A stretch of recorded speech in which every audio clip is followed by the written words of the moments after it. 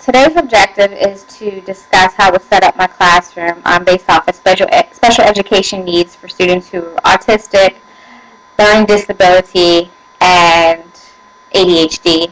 And then I would have a classroom of general education students. So it means I have 23 other students that are general ed. I would look at setting my room up into pairs with desks, lab tables more so, where students would be paired up together. And that would be 12 desks with 2 students at each desk, and it would be 1 desk where there would be 1 student. That 1 desk could more so be used for a student who works well independently, and it could also be used for my student who's the most disruptive. And they could be separate from the rest of the room, or they could be integrated into the rest of the room.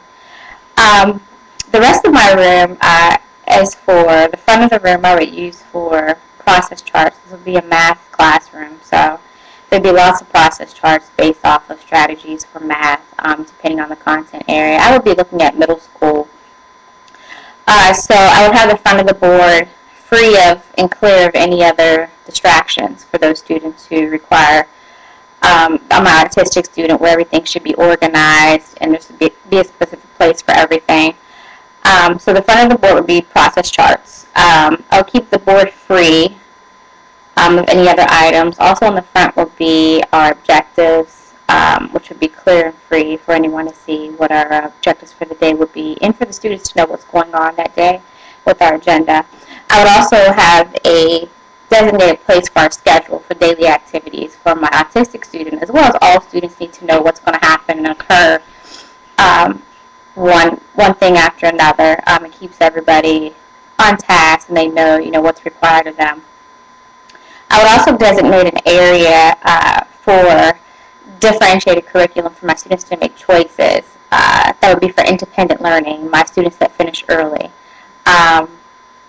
Those would be areas for that to keep that space in that area free for those students to do what they need to do. Keep all walking areas free of traffic for all students, not just my students for special education, but all the students in the classroom. I would also utilize a smart board. I love the smart board using technology. Integrating the technology works for all students, all abilities, autistic, picture activities for math. For example, if I'm teaching a math lesson on multiplication, I could easily use a smart board or a program that would allow me to show examples of math problems. Also, word wall. I would want to have my word wall in the front of the room for my students to see with our vocabulary. That way they can apply the vocabulary to the lesson. And it's in a place where they can see it.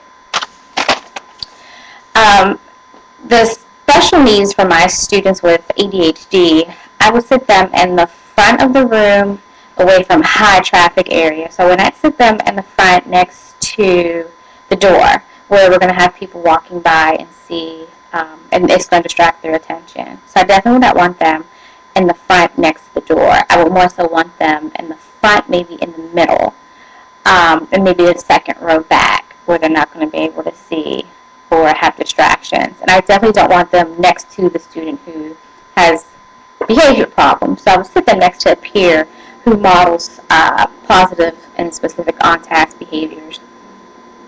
I would teach math in the morning for my student with ADHD. That would be my first subject. Would definitely be math for all students when their brains are up and they're live and they're awake and everybody's focused. I would give them clear and concise directions. I would have directions on the smart board for our activities as well as verbally provide directions. I would make sure the directions are clear and concise for all students.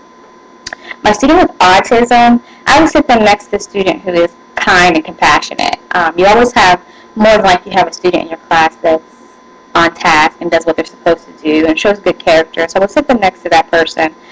For the autistic student, I would also record the homework on the board. I would give them their homework ahead of time, first thing in the morning, where they can put the information away and save it.